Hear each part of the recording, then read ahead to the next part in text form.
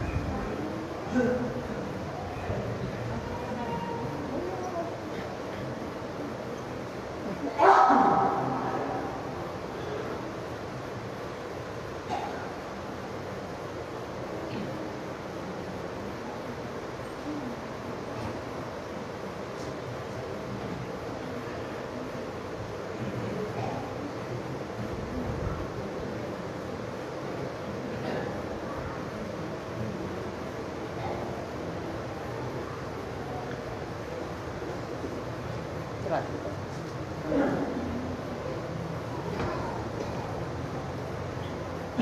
Bisa dikampung di tempat itu aja. Bisa dikampung.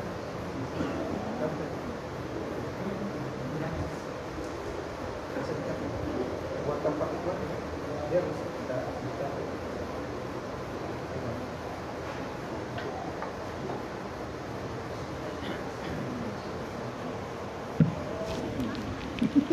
Daripada dia capek megang.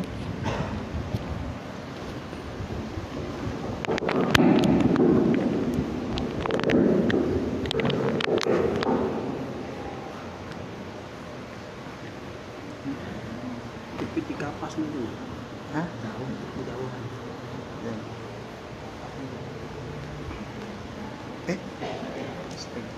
Mic-nya. Oh, sudah kan di sini? Ini mic kecil kan? Cocok ini. Besar sudah suaranya. Yang mana mic masjid? Yang besar ini. Sudah tersambung itu. Coba.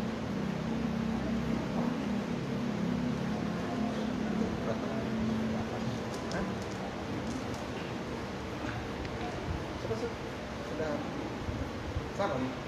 Di kapas itu kapas. Oh iya sudah.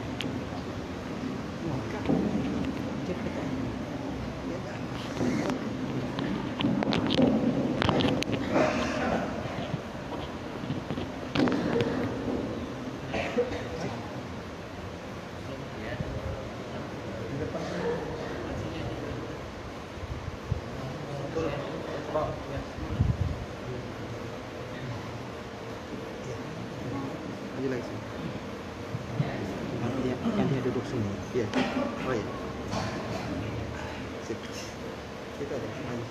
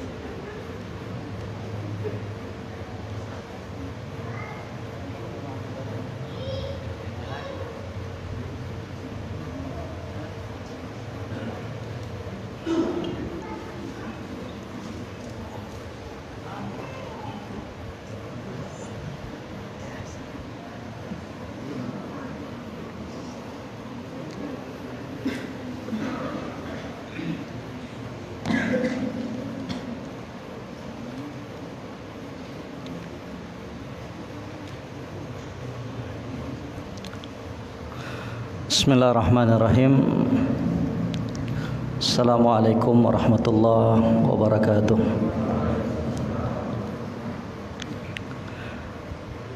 Innal hamdalillah nahmaduhu wa nasta'inuhu wa nastaghfiruh wa na'udzu billahi min syururi anfusina wa sayyiati a'malina. May yahdihillahu fala mudilla lahu wa may yudlil fala hadiya lahu. Wa asyhadu an la ilaha illallah wahdahu la syarika lah iqrara bihi wa tauhida. Wa asyhadu anna Muhammadan abduhu wa rasuluh. Yaqulu rabbuna azza wa jalla fi kitabihil karim, ya ayyuhalladzina amanu taqullaha haqqa tuqatih wa la tamutunna illa wa antum muslimun. Ya ayyuhan nasu taqu rabbakumul ladzi khalaqakum min nafsin wahidah wa khalaqa minha zawjaha wa batha minhuma rijalan katsiran wa nisaa'a wattaqullaha alladzi tasaaluna bihi wal arham innallaha kana 'alaikum raqiba. Ya ayyuhalladzina amanu taqullaha wa qulu qawlan sadida yuslih lakum a'malakum wa yaghfir lakum dhunubakum wa may yuti'illaha wa rasulahu faqad faza fawzan 'azima. Amma ba'd. Alhamdulillah, orang tua kami yang kami muliakan, yang kami cintai, para pengurus Masjid At-Taqwa yang kami muliakan, tidak lupa di pembukaan pengajian kita di malam hari ini kami mengucapkan terima kasih atas kesempatan yang telah diberikan. Demikian pula kepada kaum muslimin dan muslimat yang berbahagia, rahimani wa rahimakumullah. Semoga taufik, hidayah dari Allah Subhanahu wa taala senantiasa bersama kita semuanya. Setelah melaksanakan salah satu kewajiban kita sebagai seorang muslim dan muslimah, yaitu salat maghrib berjamaah, alhamdulillah kembali Allah Subhanahu wa taala memberikan kesempatan kepada kita, bapak-bapak sekalian, ibu-ibu sekalian, jamaah kaum muslimin dan muslimat, untuk sejenak kita mendalami agama Allah, untuk sejenak kita memberikan asupan nutrisi untuk hati dan jiwanya kita. Kalau mungkin tadi seharian penuh kita beraktivitas untuk memenuhi kebutuhan jasmani kita, kita cari nafkah, makanan, minuman untuk diri kita, keluarga kita, istri dan anak-anak kita, maka jangan lupa berikan porsi, berikan nutrisi untuk hati, jiwa dan keimanannya kita. Berupa apa? Nutrisi ilmu agama, untuk kita selalu ingatkan dirinya kita, jiwanya kita, agar kemudian kita tidak menjadi hamba-hamba Allah Subhanahu wa taala yang lalai. Silahkan kita bekerja, silahkan kita berbisnis, silahkan kita bekerja di kantor, silahkan. Tapi jangan lupa bahwa kita diciptakan oleh Allah untuk satu tujuan yang mulia. Dalam firman-Nya Allah Subhanahu wa taala berfirman, "Wa ma khalaqtul jinna wal insa illa liya'budun." tidaklah aku ciptakan jin dan manusia kecuali untuk beribadah kepadaku.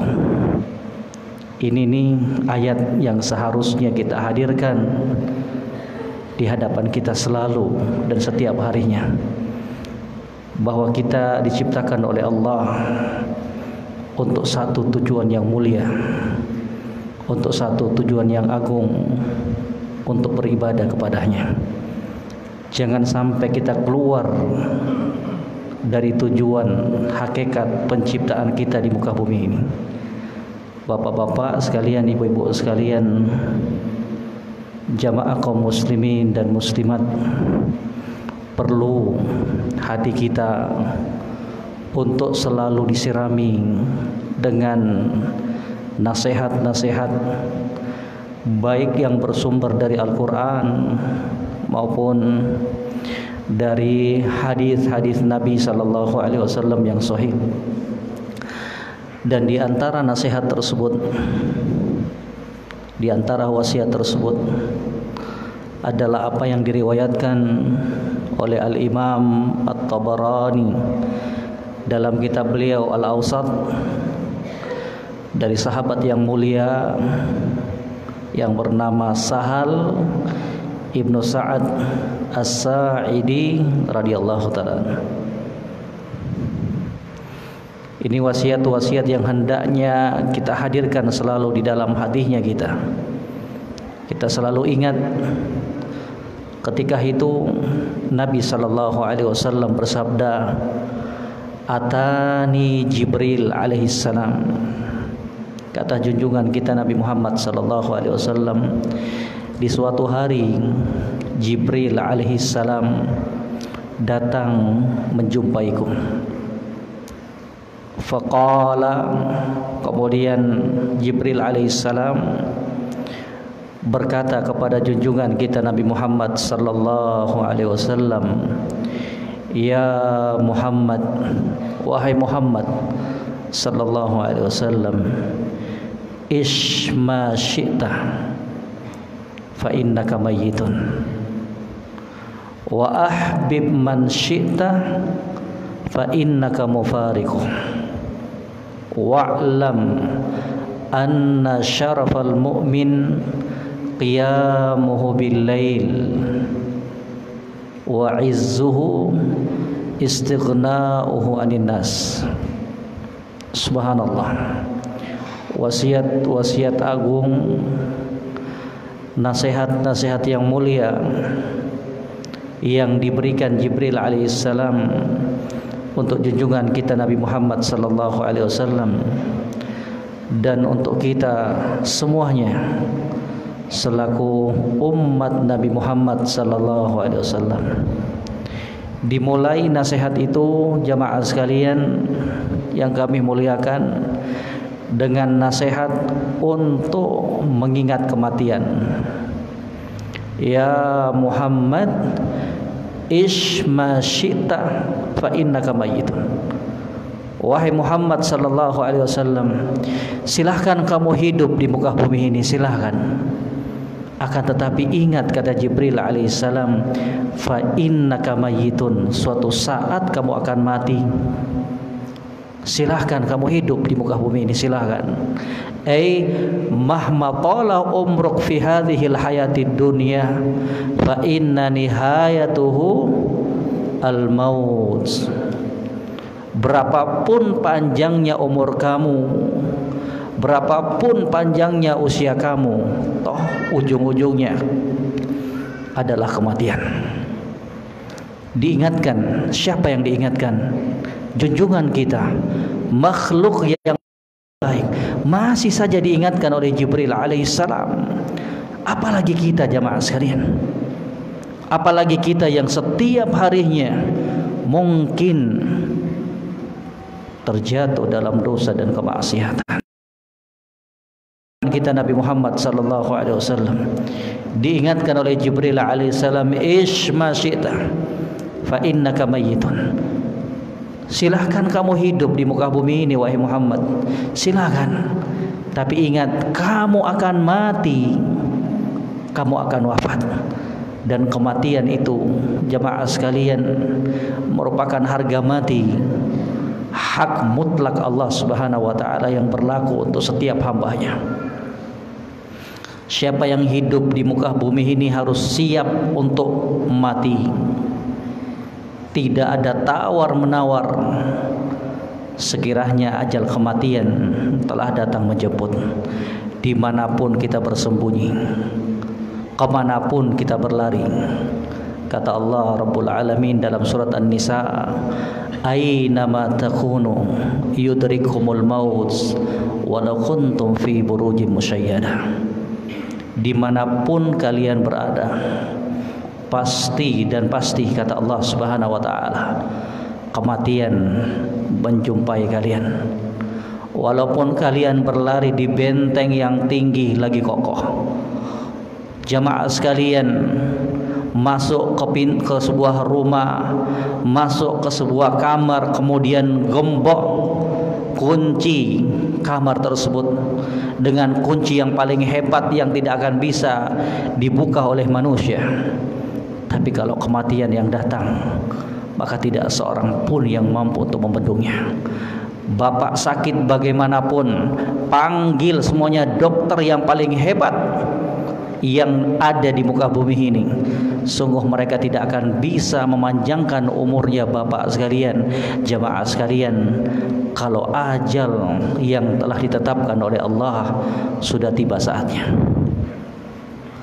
Ajal kematian adalah sebuah kepastian yang harus kita hadapi.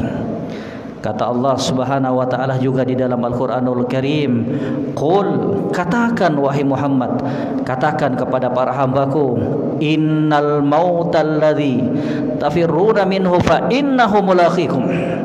Kematian yang kalian berlari menghindar darinya, fa innahu mulaqikum, sungguh pasti akan datang menjumpai kalian. Pelajaran penting jamaah sekalian, untuk kita jangan tertipu dalam kehidupan dunia ini. Pelajaran penting dari wasiat Jibril alaihissalam, untuk kita tidak menjadikan dunia ini sebagai tujuan akhir dari kehidupannya kita.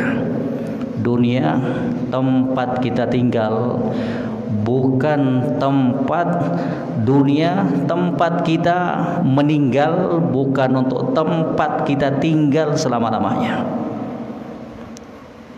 Dunia itu sementara. Dunia itu jamaah sekalian hanyalah salah satu dari kehidupan yang telah, sedang dan akan kita lalui. Sebelum kita hidup di dunia ini, kita sudah mengalami satu tahapan kehidupan, yaitu kehidupan di dalam kandungan ibunya kita. Setelah berapa lama kemudian kita pun keluar hidup di muka bumi ini. Kemudian setelah itu kita akan wafat dan melanjutkan ke dalam perjalanan yang berikutnya, yaitu perjalanan barzakhiyah, perjalanan alam kubur. Kemudian setelah itu kita akan menjalankan kehidupan yang terakhir, yaitu kehidupan hari kiamat. Makanya jangan tertipu, jangan jadikan dan menganggap bahwa dunia ini adalah yang terakhir dalam proses tahapan kehidupan kita. Tidak sama sekali.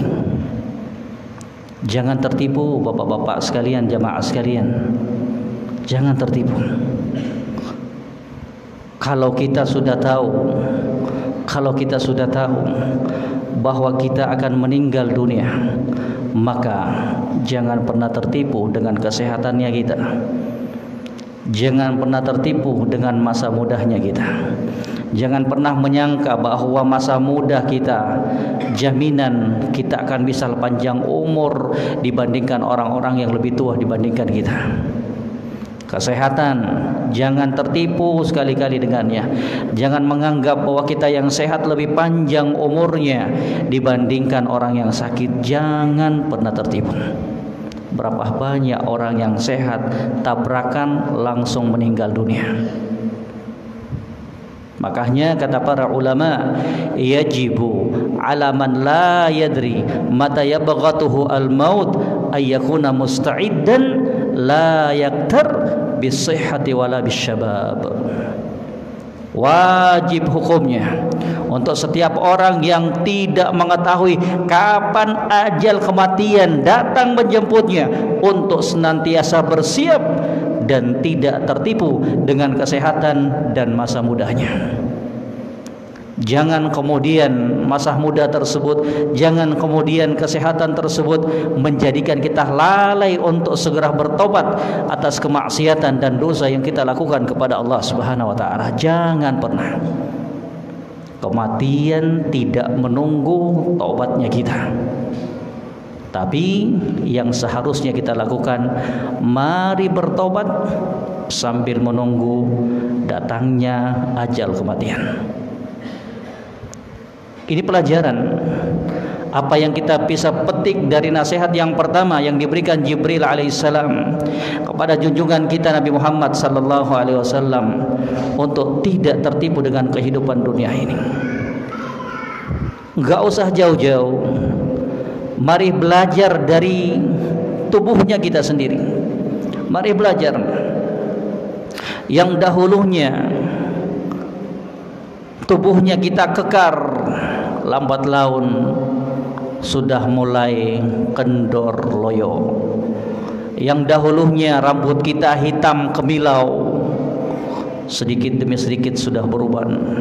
Yang dahulunya gigihnya kita kuat tersusun rapi, sekarang satu persatu mulai pamit dari kita. Bukankah ini pelajaran untuk kita mengambil ibrahnya bahwa kita itu tidak selama-lamanya tinggal dan hidup di dunia ini, jamaah sekalian. Kalau sudah paham ini, bahwa kita akan meninggal, maka muslim dan muslimah yang berakal sehat, muslim yang muslimah yang cerdas adalah mereka-mereka yang senantiasa mempersiapkan bekal perjalanannya menghadap Allah Subhanahu wa taala. Jangan pernah menunda. Sekecil apapun kebaikan tersebut, jangan pernah kita tunda dan jangan pernah kita remehkan. Ketika ada kesempatan untuk melakukan kebaikan, ketika ada kesempatan untuk melakukan amalan ibadah, segera kerjakan. Karena kenapa jamaah sekalian, kita tidak tahu, bisa jadi kesempatan untuk kedua kalinya tidak diberikan oleh Allah Subhanahu wa taala. Kenapa jamaah sekalian? Karena bisa jadi amalan ibadah yang kecil menurut kita, kecil di mata kita, ternyata di sisi Allah Subhanahu wa taala merupakan amalan yang mulia yang menyelamatkan kita dari siksaan Allah Subhanahu wa taala. Harga mati kematian itu. Harga mati kematian itu jamaah sekalian. Jangan pernah tertipu. Jangan sekali-kali tertipu. Mari terus melakukan persiapan demi persiapan. Mari terus membenahi dirinya kita. Kalaulah selama ini kita hidup dalam kubangan dosa dan kemaksiatan, mari segera untuk beristighfar kepada Allah Subhanahu wa taala. Mari untuk segera bertaubat kepada Allah Subhanahu wa taala. Ingat, kasih sayang, rahmat Allah Subhanahu wa taala itu sangatlah luas, lebih luas dibandingkan dosa dan kemaksiatan yang kita lakukan. Selama kita mau jujur kembali bertobat kepada Rabbnya kita Allah Subhanahu wa taala, mari belajar untuk membuka lembaran-lembaran baru dalam kehidupannya kita. Yang berlalu biarlah berlalu, dan jadikan itu pelajaran untuk kita tidak terulang terjatuh kedua kalinya. Yang berlalu biarlah berlalu. Mari benahi kekurangan kita di masa lalu tersebut. dengan memperbanyak amalan-amalan kebaikan. Kata Allah Subhanahu wa taala di dalam Al-Qur'anul Karim, "Innal hasanati yudhibnas sayyiat." Sesungguhnya amalan-amalan kebaikan tersebut akan menghapuskan amalan-amalan kejelekan yang pernah kita lakukan. Kata Nabi sallallahu alaihi wasallam ketika menitipkan pesan kepada Muadz bin Jabal, kata Nabi sallallahu alaihi wasallam, "Ya Muadz, ittaqillah." Wahai Muadz, bertakwalah kamu kepada Allah Subhanahu wa taala haitsuma kunta, dimanapun kamu berada. Takutlah kepada Allah, bertakwalah kepada Allah dimanapun kamu berada. Wa atsbi'is sayyi'atal hasanah tamhuha wa khaliqin nasa bi khuluqin hasan. Kemudian kata Nabi sallallahu alaihi wasallam, ketika engkau berbuat dosa, ketika engkau terjatuh dalam kemaksiatan wahai Muadz, maka segeralah kamu berbuat amalan kebaikan. Segeralah kamu untuk berbuat amalan-amalan ketaatan kepada Allah Subhanahu wa taala. Niscaya amalan kebaikan tersebut akan menghapuskan amalan-amalan kejelekan yang engkau lakukan, dan berinteraksilah kepada manusia, berhubunglah dengan manusia dengan menunjukkan akhlak yang mulia. Subhanallah. Ini jamaah sekalian rahimani wa rahimakumullah, itu pelajaran dan kandungan juga dari nasihat Jibril alaihissalam. Kalau kita sudah tahu mau meninggal, maka mari perbanyak bekalnya kita, ya. Jangan sampai kemudian kesempatan yang telah diberikan oleh Allah Subhanahu wa taala tersebut kita sia-siakan. Sekali lagi kata Nabi sallallahu alaihi wasallam, la tahkiranna minal ma'ruf syai'an wa in talqa akhaka biwajhin taliq.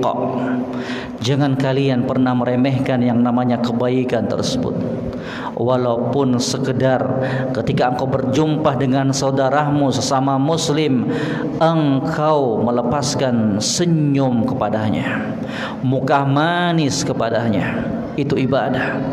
Itu ibadah. Bisa jadi kesemuanya itu dari amalan yang kecil, sepele menurut kita, ternyata bisa menyelamatkan kita di kehidupan akhirat kelak.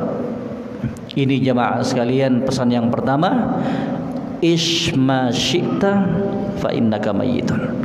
Silakan hidup wahai Muhammad sallallahu alaihi wasallam. Silakan hidup kita semuanya. Akan tetapi ingat, kita semuanya akan wafat menjumpai Allah Subhanahu wa taala untuk mempertanggungjawabkan segala amal perbuatannya kita. In khairan fa khairun wa in syarran fa syarrun. Kalau amal kebaikan yang kita lakukan, maka kebaikan pula yang akan kita petik pada hari kiamat. Wa in syarrun fa syarrun. Kalau kejelekan yang kita lakukan di dunia ini, maka itu pula lah yang akan kita petik pada hari kiamat. Dan Allah Subhanahu wa taala tidak akan pernah menzalimi para hamba-Nya, tidak akan pernah, dan itu perkara yang mustahil bagi Allah Subhanahu wa taala. Dunia itu kata para ulama mazra'atul akhirah. Dunia itu adalah ladang untuk kehidupan akhirat. Makanya kata seorang penyair Arab menghikayatkan kepada kita agar jangan sampai kita menyesal pada hari kiamat kelak.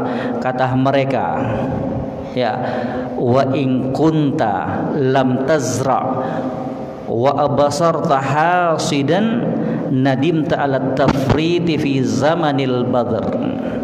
Kalau kamu di waktu musim untuk menanam bibit tidak ikut menanam bibit, maka ketika orang-orang panen, kamu pun akan menyesal gigit jari. Ya, Itulah perumpamaan yang disebutkan oleh para ulama untuk kehidupan dunia ini. Ketika orang sedang menanam bibit di ladangnya, kemudian kamu gak ikut menanam, giliran nanti panen, maka kamu akan menyesal, kamu akan gigit jari sendiri.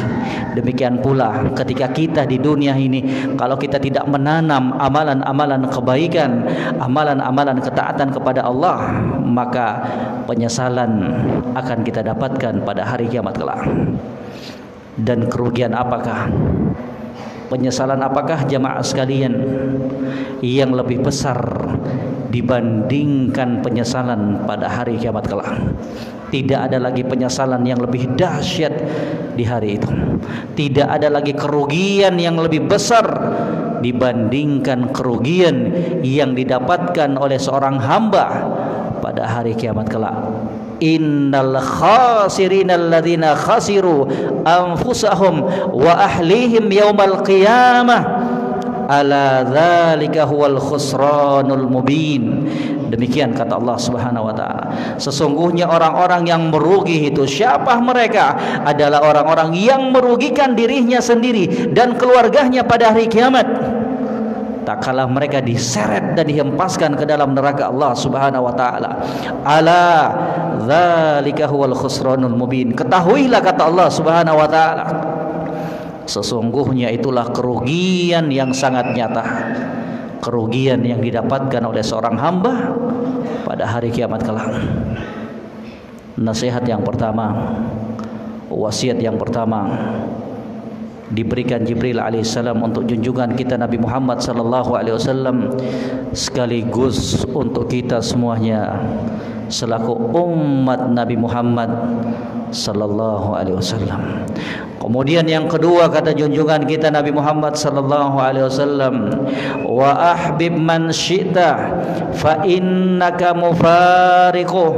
Wahai Muhammad sallallahu alaihi wasallam, silahkan kamu cinta orang-orang yang kamu cintai. Silahkan cinta istri anak kamu, silahkan cinta kedua orang tua kamu, silahkan cinta harta kamu, silahkan cinta pekerjaan kamu.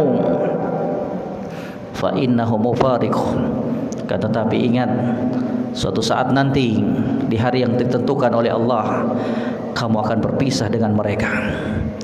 Kamu akan berpisah dengan orang-orang yang kamu cintai tersebut. Kamu akan berpisah dengan perkara-perkara yang kamu cintai tersebut. Cuma dua kemungkinannya yang berada di hadapan kita jamaah sekalian. Kita yang dahulu tinggalkan mereka, ataukah mereka yang akan lebih dahulu meninggalkan kita. Tidak ada opsi yang kedua ataukah ketiga. Tidak ada pilihan yang ketiga. Mereka yang tinggalkan kita lebih dahulu, ataukah kita yang akan meninggalkan mereka. Fa innahu mufariq. Silakan cintai orang-orang yang kamu cintai wahai Muhammad. Tapi ingat, kamu akan berpisah dengan mereka. Pelajaran yang penting jamaah sekalian, untuk kita jadikan kecintaan kita yang terbesar, kecintaan kita yang tertinggi untuk Allah Subhanahu wa taala dan Rasul-Nya. Kenapa? Karena cintanya kita kepada istrinya kita, cintanya kita kepada anaknya kita, itu boleh-boleh saja, sah-sah saja. Cintanya kita kepada harta kita, silahkan.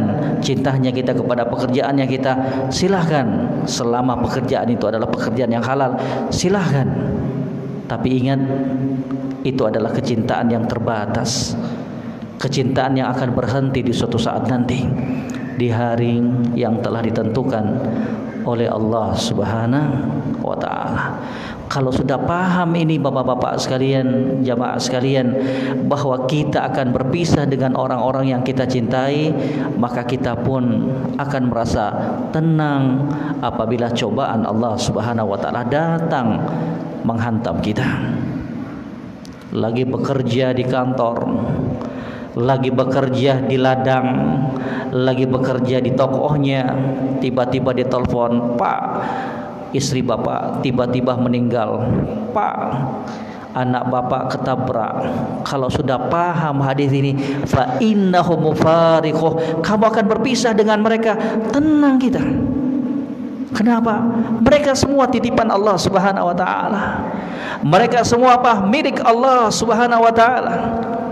Makanya orang yang paham bahwa semua yang diberikan oleh Allah itu adalah amanah, titipan dari Allah, ketika cobaan, musibah itu datang menghantam kita, maka tidak ada ucapan yang lain yang keluar dari mulutnya kecuali apa? Innalillahi wa inna ilaihi raji'un. Semuanya berasal dari Allah dan semuanya akan kembali kepada Allah Subhanahu wa taala. Kira-kira bapak-bapak sekalian, jamaah sekalian, kaum muslimin dan muslimat, kira-kira gimana sikapnya kita kalau ada temannya kita, saudaranya kita, tetangganya kita menitipkan sebuah barang kepada kita. Tetangga kita datang, teman kita datang, maaf, motor saya titip ya, sebulan saya akan keluar kota. Kemudian setelah sebulan datang orang tersebut untuk meminta kembali motornya. Apakah ada hak untuk kita menolaknya? Apakah ada hak untuk kita tidak memberikan dan mengembalikan motor tersebut? Ada nggak haknya kita?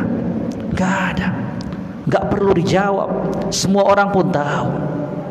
Maka demikian halnya lah ketika Allah Subhanahu wa taala ingin mengambil kembali miliknya, istri kita, anak kita, harta kita, kedua orang tua kita, teman kita, sahabat kita, orang-orang yang kita cintai, semua milik Allah Subhanahu wa taala.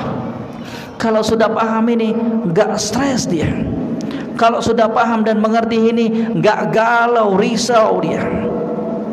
Apalagi sampai melakukan perbuatan-perbuatan yang bertentangan dengan Islam ketika datangnya musibah tersebut. Tenang orangnya kalau sudah paham perkara ini. Tiba-tiba diberitahukan, Pak, tokohnya habis, hangus, langsung pingsan. Dalam keadaan tokoh itu apa? Milik Allah Subhanahu wa taala. Mau apa kita? Kalau semuanya mau dikembalikan kepada Allah Subhanahu wa taala. Seharusnya terhadap musibah tersebut kita jalani dengan penuh kesabaran, kita jalani dengan ihtisab, mengharapkan pahala di sisi Allah Subhanahu wa taala. Ini bapak-bapak sekalian, pesan yang kedua yang dititipkan oleh junjungan kita Nabi Muhammad sallallahu alaihi wasallam, wa ahbib man syi'ta fa innaka mufariquh. Silakan cintai orang-orang yang kamu cintai, akan tetapi ingat kamu akan berpisah dengannya. Pelajaran yang bisa kita petik juga dari sini, dari nasihat Jibril alaihissalam, jamaah sekalian, kepada junjungan kita Nabi Muhammad sallallahu alaihi wasallam, bahwa hendaknya seorang muslim dan muslimah menjadikan kecintaan yang tertinggi hanya untuk Allah Subhanahu wa taala dan Rasulnya. Dicamkan baik-baik itu. Jadikan cintanya kita yang tertinggi, yang termulia, hanya kita peruntukkan kepada Allah dan Rasulnya. Kalau kita sudah resapi makna ini, kalau kita telah meletakkan kecintaan kita yang tertinggi untuk istri dan anak, untuk Allah Subhanahu wa taala dan Rasulnya, maka sungguh disitulah kita akan merasakan kelezatan iman. Kata Nabi sallallahu alaihi wasallam di dalam hadis yang sahih, salasatun, tiga perkara ya, apabila terdapat pada diri seorang muslim, wajada bihinna halawatal iman. Tiga perkara yang apabila terdapat pada diri seorang muslim dan muslimah, maka sungguh dia akan merasakan lezatnya iman. Pernah rasakan lezatnya iman bapak-bapak sekalian? Luar biasa. Kalau lezatnya makanan di muka bumi ini dikumpulkan sekalipun, terasa itu hanya di lidah saja. Iya kan? Mau seenak bagaimanapun makanan, bapak-bapak sekalian, jamaah sekalian, itu yang bisa merasakan cuman lidahnya kita. Selebihnya jadi kotoran. Tapi lezatnya iman itu sampai menembus ke dalam hatinya kita. Maka itulah kelezatan yang tidak akan mungkin bisa terjadi. Makanya dalam sejarah para sahabat, mereka sampai rela untuk menerima siksaan. Bilal bin Rabah sampai disiksa sedemikian rupa, enggak mau dan enggak rela untuk melepas keimanannya. Kenapa? Karena dia sudah merasakan bagaimana nilai dan lezatnya keimanan tersebut. Yang apabila seorang muslim dan muslimah sudah merasakan lezatnya keimanan tersebut, maka diberikan dunia dan segala isinya pun mereka tidak akan pernah rela untuk menukarnya. Kelezatan iman. Kata Nabi sallallahu alaihi wasallam, "Salasatun man kunna fihi wajada bihinna halawatal iman." 3 perkara yang apabila 3 perkara tersebut ada pada diri seorang muslim dan muslimah, sungguh dia merasakan kelezatan iman. Ayyakunallah wa rasulahu ahabbu ilaihima mimma siwahuma. Kecintaannya kepada Allah dan Rasulnya melebihi dibandingkan kecintaan terhadap selain keduanya. Dia lebih cintai Allah subhanahu wa ta'ala dan Rasulnya dibandingkan kedua orang tuanya. Dia lebih mencintai Allah subhanahu wa ta'ala dan Rasulnya dibandingkan istrinya. Dia lebih mencintai Allah Rabbul Alamin dan Rasulnya dibandingkan anak-anaknya. Dia mencintai Allah subhanahu wa ta'ala dan Rasulnya melebihi cintanya terhadap harta yang dia miliki. Disitulah seseorang akan merasakan lezatnya iman yang dengannya tidak akan pernah dia mau untuk menukarnya dengan segompah kenikmatan dunia yang bersifat sementara. Yang ketiga dari wasiat tersebut, kata junjungan kita Nabi Muhammad sallallahu alaihi wasallam sebagaimana yang dinukilkan dan diberikan oleh Jibril alaihissalam kepadanya, wa'lam anna syarafal mu'min qiyamuhu bil-lail. Ketahuilah wahai Muhammad sallallahu alaihi wasallam bahwa kemuliaan seorang muslim itu tak kala dia bangun di tengah malam untuk bermunajat, berdoa, salat kepada Rabbnya Allah subhanahu wa ta'ala. Itulah semulia-mulia kemuliaan yang akan didapatkan oleh seorang muslim dan muslimah. Tak kala manusia terlelap dalam tidurnya, tak kala manusia terbuai dalam mimpi-mimpinya dan angan-angannya, dia bangun di keheningan tersebut. Dia bangun untuk bermunajat kepada Rabbnya Allah subhanahu wa ta'ala. Dia berwudu, kemudian dia berzikir, kemudian dia beristighfar, kemudian dia membaca Al-Quranul Karim, kemudian dia melaksanakan sholat tahajud di malam tersebut. Tidak seorang pun yang melihat dia. Tidak seorang pun dari kalangan manusia yang melihat dia. Dia tutup rapat-rapat kesemuanya itu. Hanya dia dengan Rabbnya Allah subhanahu wa ta'ala. Itu menunjukkan keikhlasan dia. Itu menunjukkan keimanan dia yang jujur kepada Rabbnya Allah subhanahu wa ta'ala. Wa'lam anna syarafal mu'min qiyamuhu bil-lail. Bangun di tengah malam.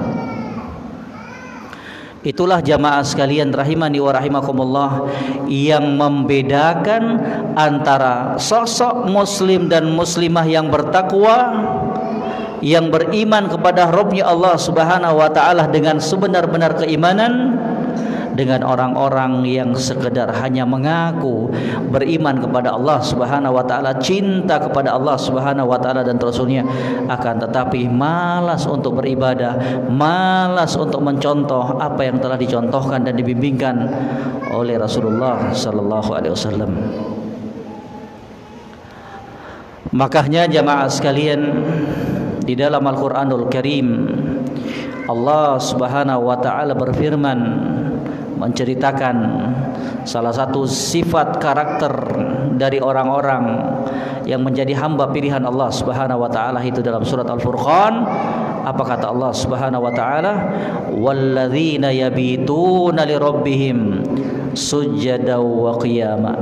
Mereka-mereka itu, hamba-hamba pilihan Allah Subhanahu wa taala itu adalah mereka-mereka yang melalui menghabiskan malam harinya dengan sujud, dengan berdiri untuk salat di hadapan Rabb-Nya Allah Subhanahu wa taala. Makanya kata Nabi sallallahu alaihi wasallam di dalam hadis yang sahih, "Alaikum biqiyamil lail fa innahu da'bus solihin qablakum." Hendaknya kalian menjaga salat malam, salat tahajud, karena sesungguhnya salat tahajud tersebut adalah salat yang menjadi kebiasaan orang-orang soleh sebelum kalian. Makanya bapak-bapak sekalian, jamaah sekalian, kaum muslimin dan muslimat, perhatikan bagaimana kita dengan solat malamnya kita. Kalau selama ini kita sulit bangun di tengah malam, bisa jadi itu semuanya yang menghalangi kita adalah dosa dan kemaksiatan kita kepada Allah Subhanahu wa taala. Kalau kita nggak bisa bangun di tengah malam karena terlalu capek dengan aktivitas kita, ya masih mending Pak. Yang parah itu kalau kita nggak bisa bangun tengah malam karena dosa dan kemaksiatan yang kita lakukan di pagi harinya, di siang harinya, ataukah di sore harinya. Na'udzubillah. Makanya terus kita bersihkan hatinya kita, terus kita benahi jiwanya kita, agar kemudian kita menjadi hamba-hamba Allah Rabbul Alamin yang mampu bangun di tengah malam melaksanakan qiyamul lail. Dan paling minimal kalau nggak mampu untuk melaksanakan qiyamul lail, sholat tahajud tersebut, jangan pernah tinggalkan sholat witir. Nasihat untuk kita semuanya, jangan sampai meninggalkan sholat witir, itu yang paling minimal. Kata Imam Ahmad rahimahullah, man tarakal witra amdan fahuwa rajulun su. Siapa yang meninggalkan salat witir dengan sengaja, walaupun hukumnya sunnah muakkadah, salat witir itu sunnah yang sangat ditekankan, akan tetapi kata Imam Ahmad rahimahullah, demikian pula Syekhul Islam Ibnu Taimiyah, man tarakal witr amdan fahuwa rajulun su. Barang siapa yang meninggalkan salat witir dengan sengaja, telah menjadi kebiasaannya untuk meninggalkan salat witir tersebut, fahuwa rajulun su', maka sungguh dia adalah laki-laki ataukah wanita yang jelek. La yang bagi an tuqbal lahu syahadatuhu, tidak pantas untuk menjadikan dia sebagai seorang saksi, tidak pantas untuk menerima persaksiannya. Sampai segitunya para ulama, walaupun gak wajib hukumnya, tapi perkara sunnah yang sangat ditekankan. Itu wasiat yang ketiga. Kemudian wasiat yang terakhir dari apa yang dititipkan oleh Jibril alaihissalam kepada junjungan kita Nabi Muhammad sallallahu alaihi wasallam, dan juga untuk kita semuanya selaku umatnya, wa'lam anna wa izzuhu istighna'uhu anin nas. Dan kemuliaan seorang muslim itu tak kalah dia merasa cukup hanya kepada Allah Subhanahu wa taala. Jangan bergantung kepada makhluk, bapak-bapak sekalian, ibu-ibu sekalian. Jangan menyandarkan dirinya kita kepada makhluk, jangan. Tapi sandarkan dirinya kita, jiwanya kita, hatinya kita hanya kepada Allah Subhanahu wa taala. Kalau butuh sesuatu, minta kepada Allah Subhanahu wa taala, karena dialah zat yang maha kaya. Manusia, bapak-bapak sekalian, kalau kita minta terus sama dia, bakal sakit hati, marah sama kita. Akan tetapi tidak demikian perkaranya dengan Allah Subhanahu wa taala. Semakin kita sering berdoa, semakin kita sering minta kepada Allah Rabbul Alamin, maka Allah makin cinta kepada kita. Kenapa? Karena kapan kita berdoa, kapan kita minta kepada Allah, itu menunjukkan bahwa kita butuh kepada Allah. Itu menunjukkan bahwa kita ini makhluk yang lemah di sisi Allah Subhanahu wa taala. Itu menunjukkan bahwa kita itu tahu dirinya kita, tahu kapasitas dirinya kita. Penting sekali lagi, istighna'uhu anin nas, merasa cukup kita dari manusia. kita cukupkan dirinya kita hanya kepada Allah Subhanahu wa ta'ala. Itu muslim yang kuat. Itu muslim yang kuat. Muslim dan muslimah yang kuat adalah mereka-mereka yang menggantungkan harapannya, hatinya hanya kepada Rabb-Nya Allah Subhanahu wa ta'ala. Karena dia yakin dialah Allah Rabbul Alamin yang maha kaya. Karena dia yakin segala sesuatu itu berada di tangan Allah Subhanahu wa ta'ala. Dia yakin segala macam solusi dari permasalahan yang ada di muka bumi semuanya dari Allah Subhanahu wa ta'ala. Mungkin sampai sini dulu jamaah sekalian apa yang bisa kita sampaikan di kesempatan yang berbahagia ini. Semoga apa yang singkat ini bisa memberikan kebaikan untuk kita semuanya. Dan jangan lupa apa yang telah kita dengarkan, apa yang telah kita catat, apa yang telah kita ingat, kita amalkan semuanya. Karena itu adalah zakat ilmu. Diingatkan kembali, harta ada zakatnya, ilmu juga ada zakatnya.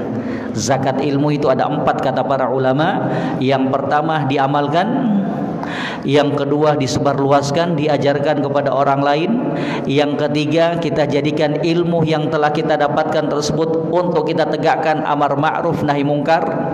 Apa yang telah kita ketahui dari kebaikan, kita ajak manusia kepadanya. Apa yang kita ketahui dari kejelekan, kita cegah manusia darinya. Dan kemudian yang keempat dari zakat ilmu tersebut, untuk kita tampakkan kebenaran tersebut di muka bumi Allah Subhanahu wa ta'ala. Wa akhirud da'wana alhamdulillahi rabbil alamin. Subhanakallahumma bihamdik asyhadu an la ilaha illa anta astaghfiruka wa atubu ilaik. Wassalamu alaikum warahmatullahi wabarakatuh. Tafadhalu barakallahu.